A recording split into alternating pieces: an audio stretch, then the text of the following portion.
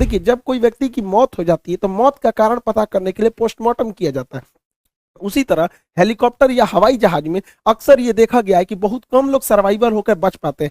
तो एक ही रास्ता है उसको उसके अंदर बताने के लिए, क्योंकि कोई जिंदा ही नहीं बचा। तो उसमें एक मशीन लगी होती है जिसे ब्लैक बॉक्स कहते हैं। एक्चुअली ये ऑरेंज कलर का होता है, इसलिए ऑरेंज बनाया जाता है ताकि अगर ये विमान दुर्घटना के बाद इसे ढूंढना आसान हो जाए, ऑरेंज कलर के होने की वजह से। ब्लैक बॉक्स जो होता है उसमें दो चीज होते हैं। एक होता है कॉकपिट वॉइस रिकॉर्डर। कॉकपिट उसे बोलते हैं जहां पायलट बैठता है, जहाज का वह हिस्सा जहां पायलट की केबिन होती है उसे कॉकपिट कहते हैं। तो कॉकपिट में कौन सी बातें हुई है उसे cockpit voice recorder CVR file करता है। और जहाज में कितना फ्यूल, एयर प्रेशर, ये सब था, ये फ्लाइट डेटा रिकॉर्डर करता है। तो इन दोनों को जब मिला देते हैं तो वो बनता है हमारा ब्लैक बॉक्स। अब इसमें जो पहला होता है कॉकपिट वॉइस रिकॉर्डर, तो ये देखिए, ये जहाज का केबिन है जहां पे कॉकपिट में जहाज बैठते हैं, ये कॉकपिट है उसका, यहाँ पायलट बैठते हैं। ये आपस में क्या बात कर रहे हैं, कभी कभी इमरजेंसी होने पर ये पैसेंजर्स को भी बताते हैं कि ऐसी इमरजेंसी आ रही है। ये एटीसी से संपर्क करते हैं, एयर ट्रैफिक कंट्रोलर से, कि क्या प्रॉब्लम आ रहा है। तो अगर इससे भी पता चल जाता है कि लास्ट मोमेंट पर क्या बातें हुई थी, आपस में ये लोग क्या बात कर रहे थे, एटीसी को क्या बोले थे,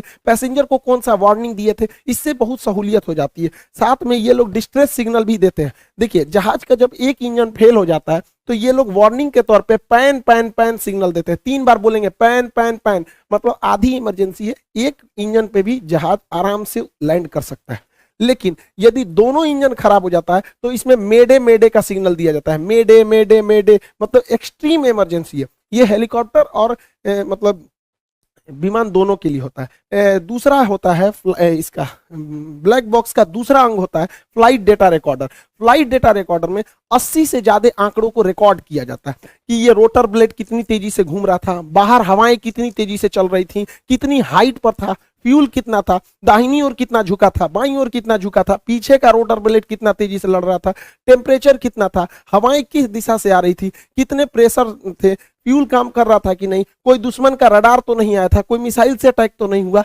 जितनी चीजें होती हैं 80 से ज्यादा चीजों को यही बताता है कि ये पीछे से कितना डिग्री उठा हुआ था, आगे से कितना डिग्री था। ऐसे 80 से ज्यादा आंकड़े जो रिकॉर्ड रहते हैं वो फ्लाइट डेटा रिकॉर्डर में रहते हैं। तो जो कॉकपिट वॉइस रिकॉर्डर और फ्लाइट डेटा रिकॉर्डर को एक साथ सुनकर हम इस नतीजे पर पहुंच सकते हैं कि आखिर लास्ट मोमेंट पे क्या था। अब एक ही रास्ता बताया, ब्लैक बॉक्स। अब ये ब्लैक बॉक्स में ही हर चीज होती है, इसलिए ब्लैक बॉक्स को बहुत ही सुरक्षित बनाया जाता है। इसे सॉलिड स्टील से बनाया जाता है, इतना मजबूत होता है कि अगर कोई हेलीकॉप्टर या जहाज 750 किलोमीटर प्रति घंटा की रफ्तार से भी टकराता है तो इसे कुछ नहीं हो सकता है।